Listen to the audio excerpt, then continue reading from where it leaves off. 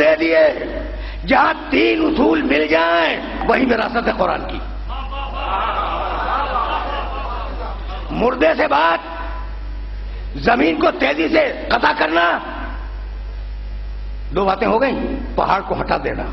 اب میں کیسے بتلاؤں کہ ایک شخص مر گیا مدینے میں اور اس نے کہیں خزانہ دفن کر دیا تھا اپنا کسی درخت وغیرہ کے نیچے.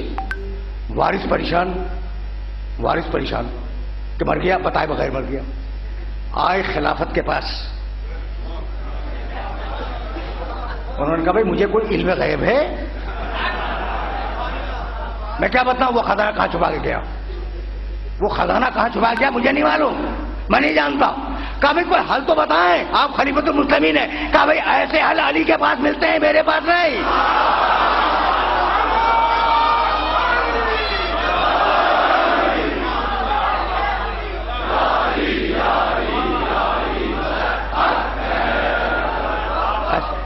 تمہیں ایسا حل اگر چاہیے، ایسا حل چاہیے تو جاؤ علی کے پاس.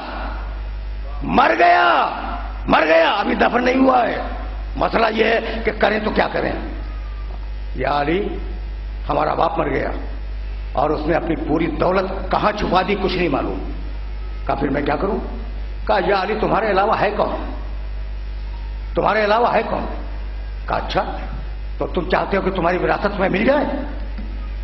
کہا یا علی اس سے بہتر کیا ہوگا؟ کہا لیکن وراثت اس وقت تمہیں دلواؤں گا جب تمہیں بھیجنے والا میرے ساتھ ہو. تو سمجھ میں آیا؟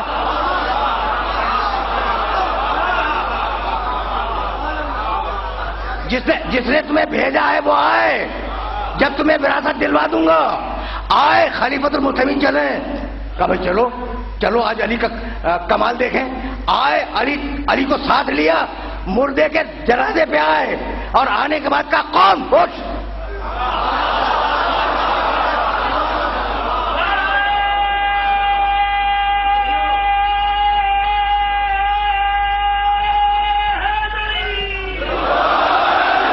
بتا اپنی دولت کہاں چھپائی ہے؟ کلما بہل موتا، جو مردے سے بات کرے وہ ہے وارث قرآن.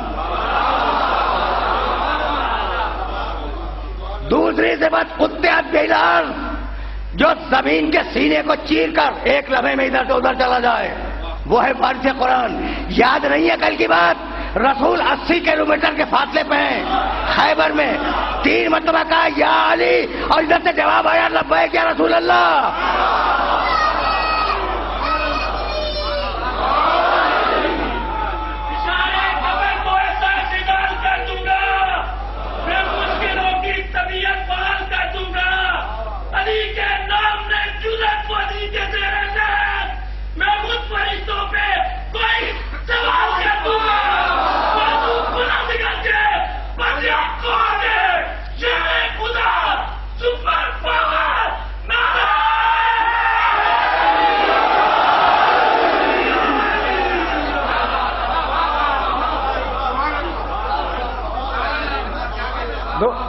دو صفتیں تو دیکھ لی نا تم نے.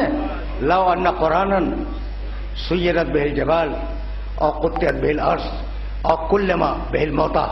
مردے سے گفتگو تم نے دیکھ لی، سفر لمحوں میں تم نے دیکھ لیا. اور اب تیسری صفت کیا ہے کہ اس قرآن کے ذریعے پہاڑ ہٹائے جا سکتے ہیں. آل محمد میں سے کسی نے پہاڑ تو نہیں ہٹایا، مگر بھائی بہت پڑھے لکھے ہو نا تو تمہارے ذوق کے لیے جملہ کہہ رہا ہوں، ہٹایا تو نہیں لیکن عیسائی بول پڑا کہ اگر پہاڑ کو ہٹانا چاہے تو اپنی جگہ سے پہاڑ ہٹ جائے. درد دل کا علاج کرتا ہے عشق، اس سے سماج کرتا ہے.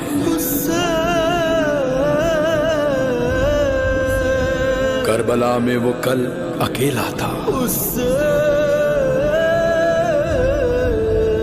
آج ہر دل پہ راج کرتا ہے.